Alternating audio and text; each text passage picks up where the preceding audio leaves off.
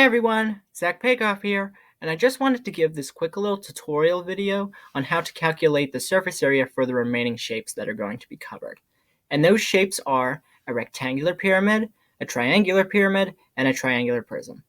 So let's jump into calculating the surface area for our first shape, which is going to be a rectangular pyramid. Okay, so this first shape that we're going to be calculating the surface area for is a rectangular pyramid.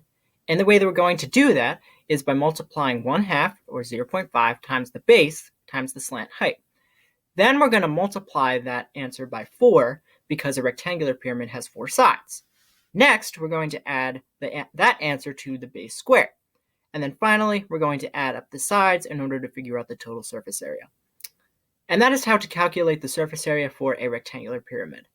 So we're going to be moving on to our next shape for calculating surface area, which is a triangular pyramid. So let's jump right into that. Alright, so this next shape that we are going to be calculating surface area for is a triangular pyramid. And the way that we're going to do that is by first multiplying 1/2, or 0.5, times the base times the slant height.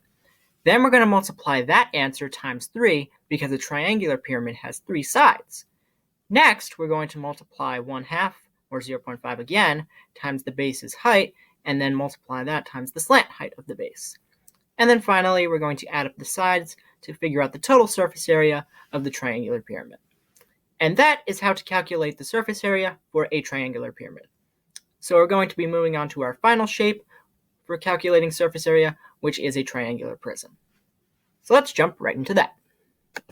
Alrighty, so this last shape that we are going to be calculating the surface area for is a triangular prism. And the way that we're going to be doing that is by first multiplying 1/2, or 0.5, times the base times the height. And then we're going to multiply that answer by 2 because there's 2 faces.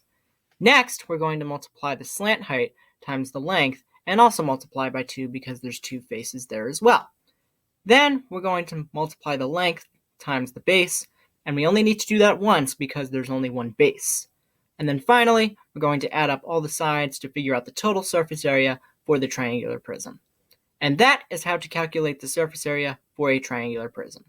I hope you found this video helpful and useful. If you did and are a new member to my channel, then please be sure to leave a like, comment, and most importantly, subscribe as well. I would greatly appreciate it. And I will see you all in the next video. Bye!